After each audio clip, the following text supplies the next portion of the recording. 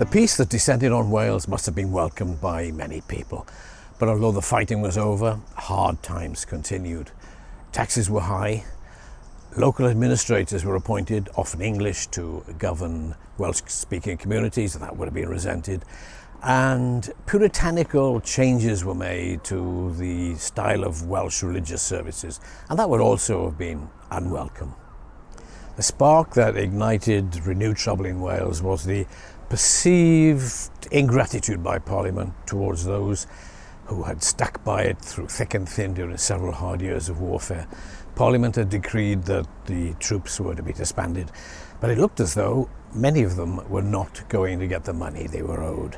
This caused a heated dispute in West Wales, and eventually Parliament decided that it was going to send its own person to put in charge there. In Parliament's very loyal Pembroke, an Englishman, Colonel Fleming, was sent to take command and disband local forces. So the local leadership was to be replaced, and the very troops that had done so much fighting were going to be sent away without their pay. There was much anger. John Poyer, Pembroke's mayor, refused to cooperate with Colonel Fleming. Colonels Rowland Larne and Rice Powell supported Poyer. And on top of this, Parliament was even given some former Royalist top jobs, including the ones who had changed sides when it seemed to be in their own best interests. In March 1648, a frustrated Poyer declared for the king. Fleming was driven out of the town. Unpaid soldiers, perhaps quite naturally, supported the rebellion, and many more flocked west to join them. A parliamentary force sent to restore order was captured, disarmed, and allowed to march away, humiliated. The rebellion, which then spread to Tenby and Carmarthen, seems to have worried Parliament more than the rebellions that had erupted in various parts of England.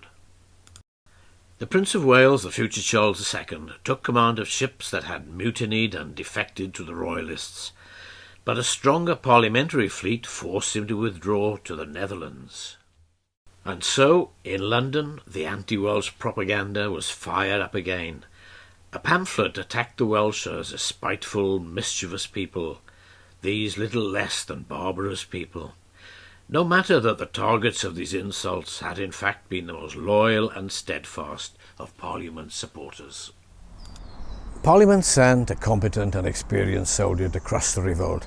Colonel Thomas Horton led a force of very well-trained new model army men.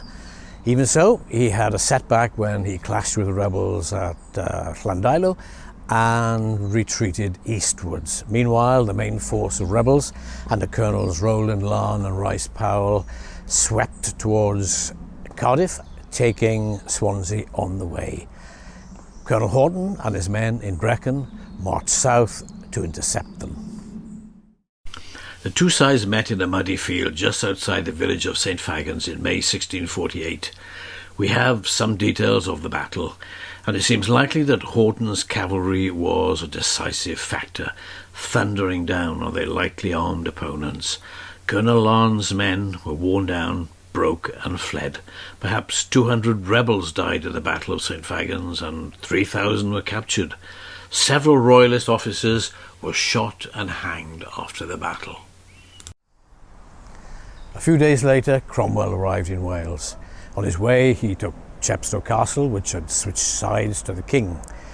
Tenby surrendered to Colonel Horton, and then Cromwell marched on to the stronghold of Pembroke, but his initial attacks failed. Cromwell noted at the time that he faced a very desperate enemy who, being out of all hope of mercy, are resolved to endure to the uttermost extremity.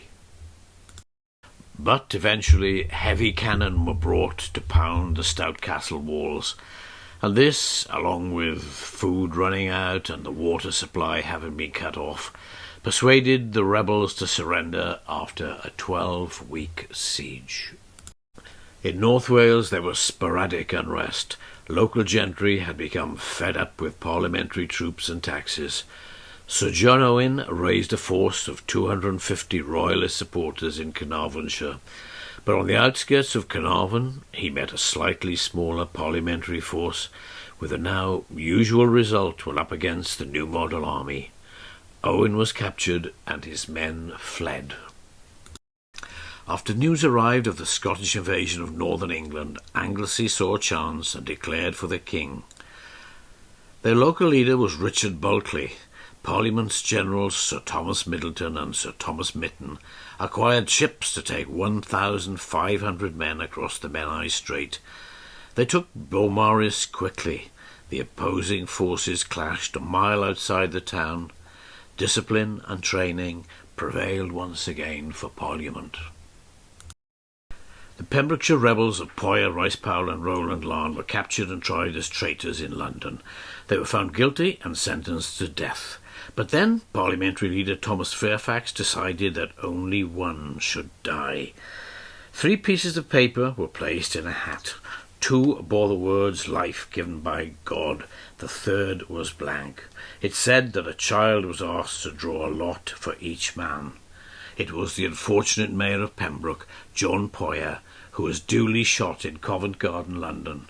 The other 2 were ordered to quit the country. King Charles was once again a prisoner. He was judged by members of the so-called Rump Parliament and found to be a tyrant, traitor and murderer, and a public and implacable enemy to the Commonwealth of England.